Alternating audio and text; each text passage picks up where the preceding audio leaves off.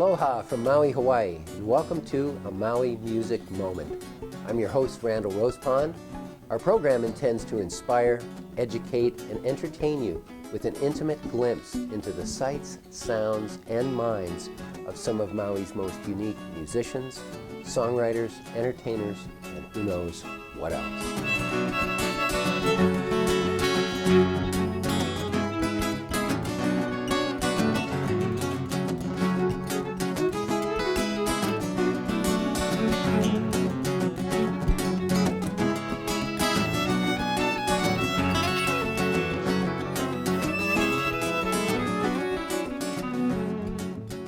Welcome to a Maui Music Moment. My special guest today is Sue Wescott, violin, mandolin player. She's an extraordinary musician. I'm honored to play with her and have her as my guest today. Welcome to the show. Thank you. It's good to have you here. I'm going to try and do my part right and interview you so that people know who Sue Wescott is. Okay. It's an honor to be here. Can we roll? Are you ready for me? I'm ready. Okay. My first question that I'm asking every one of our guests is, you weren't born here. When did you come to Maui? Why did you come here? And how is it going? Okay, well, no, I was not born here. I was born on a much bigger island with a lot of other people called Manhattan. However, this island is very special, and it has been for several years to me and my husband, Wayne. We came around 3 years ago. We have friends here. We have had some connections here. We decided this was where we wanted to end up. And you know, you eventually have to decide what you want to do with your life, and you just take the plunge and you do it. And that is exactly what we did. So about 3 years now, and it was an interesting transition for a lot of reasons. I had been in one place for a very long time, and I guess we'll talk about that. And when you're a musician, it's really hard to just come and start again. Yeah, right from scratch. Exactly, Yeah. and that was a hard part, but it has been worth the journey. Cool. So. Now, you didn't come from Manhattan. You were born in Manhattan? I was born and raised in New York City. My whole family grew up there. They eventually moved out to New Jersey, at which time I was pretty much out of the house. And as a musician, especially violin, fiddle, that type of instrument, you start classical. Mm-hmm. So what brought me to the next place I went, which was Birmingham, Alabama, was the Alabama Symphony. I actually landed an orchestra job, and it was a professional orchestra. So I basically moved from New York City to Birmingham, Alabama, where I stayed pretty much 35 years. Wow, so it's a huge shift. Yeah, it was a huge shift. And at first it was kind of a hard transition. But when you come somewhere and you're doing what you love, which was music, it made it a little bit easier. So I ended up in Birmingham, played with the orchestra for over 10 years, and ended up moving to Boston for about 9 more of those years. Oh. And then loved Birmingham, decided to come back, and did. And so the rest of my time until 3 years ago was spent in Birmingham. Okay, wow. So yeah, you got some serious Southern roots. I do have some serious Southern roots, probably actually more than half my life. So, good show, yeah, good show. Yeah. So then you came here classically trained, but given that you perform with me, right. I'm very unclassic. Okay, well, I can tell you about that. I didn't come here a novice, let's put it that way. When you play in Birmingham, you are in the Deep South. And part of that is when you are a professional musician in that part of the country, and you have the wherewithal, the classical background, you can play union, and you can play with the people who come to town that need strings. Yeah. And so not only was it recording and playing with different, lots and lots of different really wonderful artists, you kind of can move into different genres. And what was happening with me was I was kind of searching myself, and I realized that classical music had never been what I truly, really loved. I ended up really wanting to do more. It started out kind of funky and strange. Like I thought maybe I want to try some jazz fiddle, Wow. like a Jean-Luc Ponty Cool. or Yeah. something like that. And I realized, no, I didn't want to do that. Uh-huh. So I then said, what do I love? What do I love to listen to? Well, right about that time, I had done some recording, and I was really, really listening to a lot of country music, a lot of Alison Krauss, a lot of that genre, a lot of Appalachian, Mark O'Connor, just that whole group of people. We're going to take a look and a listen to a song that Sue and I played last night at Charley's in Paia. And this is a beautiful little instrumental song called Remembering Pink Moon. Welcome to Charley's, folks. It's my dear friend Sue Wescott. She's going to play a little bit of violin tonight. We're going to film a little bit for Kaku TV, a little live from Charley's segment. Thank you for joining us, and have a great time. This is a song called Remembering Pink Moon.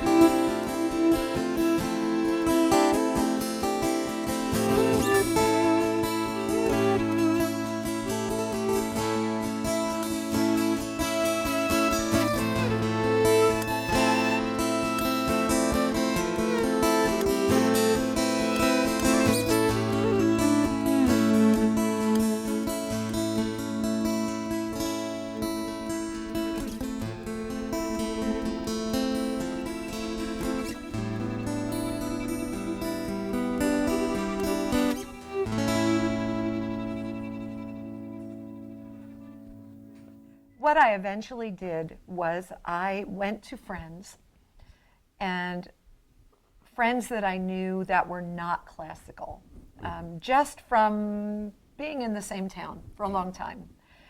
And I spoke to one really dear friend who was a guitar player, and I said, help me out here, what do I do? I don't know how to do what you do, but I want to learn.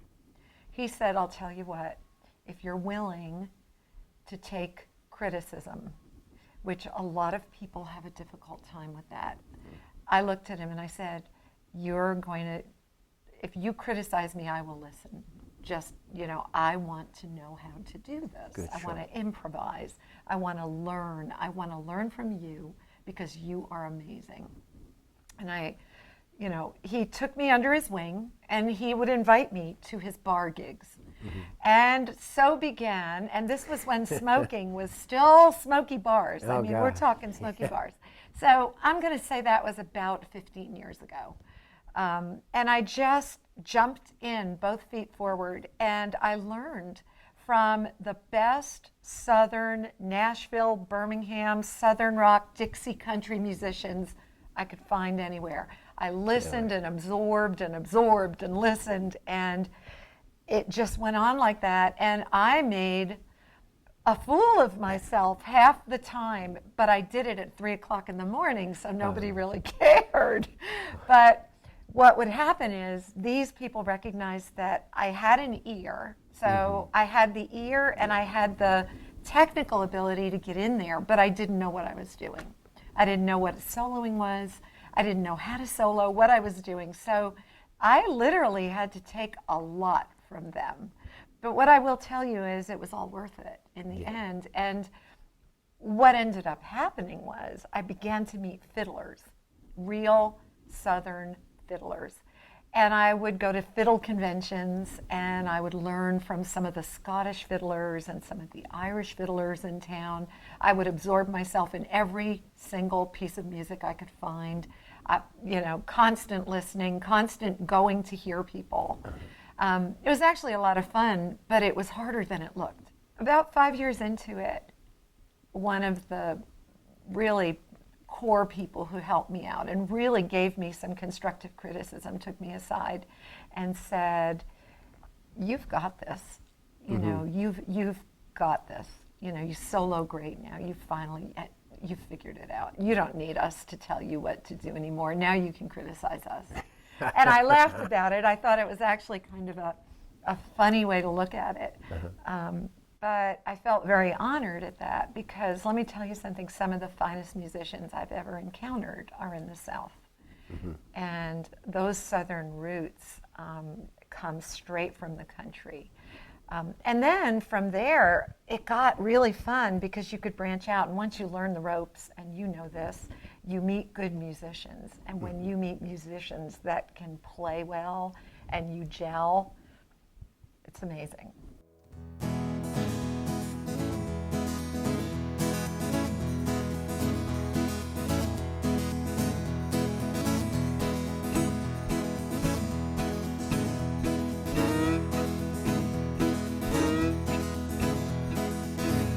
Tell you a story about a hardwork man. He works tobacco, all to make anything. Works in a cane field, works on the line, just to working his life away, just doing his time. Yes, he is. He's working fast, sweating, sleep, until his back is breaking. Let me out of here, let me out of here.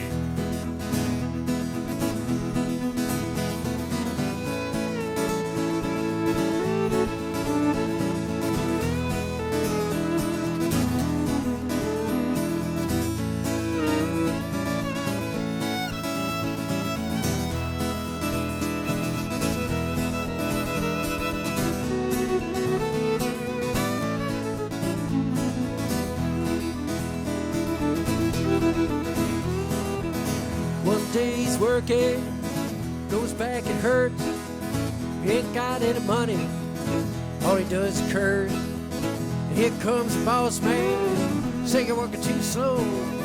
He grabs the boss man, takes him down below, don't you know? He's working fast, sweating, slaving, until his back is breaking. Let me out of here, let me out of here.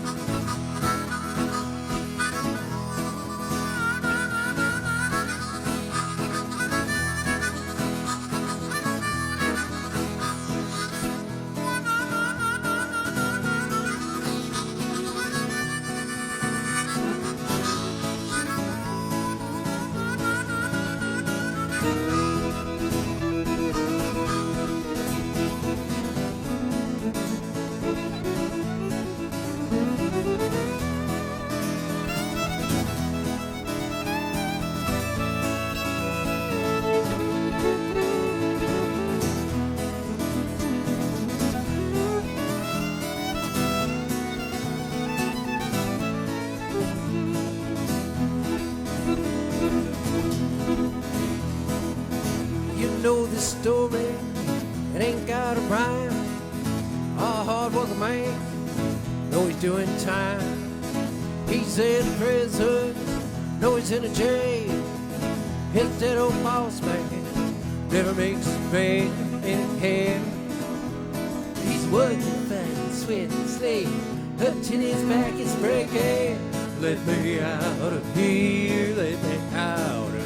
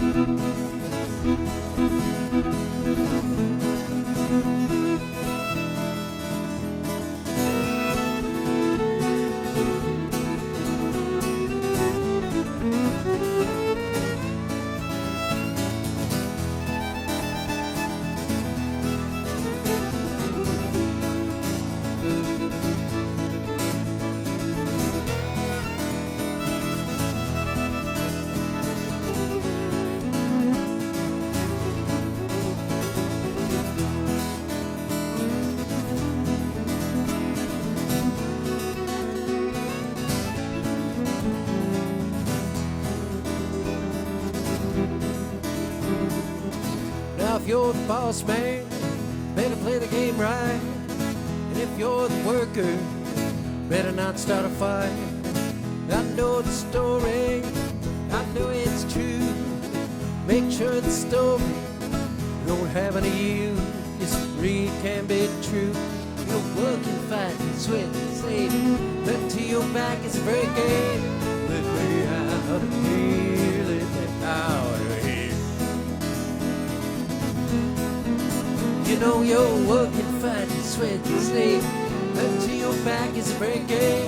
Let me out of here, let me out of here. You know you're working, fighting, sweating, slaving, until your back is breaking. Well, let me out of here, let me out of here.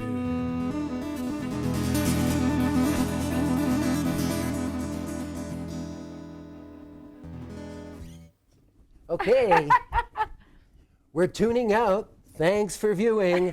My guest, the lovely Sue Wescott. We'll see you in the near future, or as Rand Kuhn would say, the pasture. You've been watching and listening to a Maui music moment. I love this man. Mahalos to Carl Rozicki, videographer, Larry John, producer, Woo. and Akaku TV Maui. Aloha. That was great.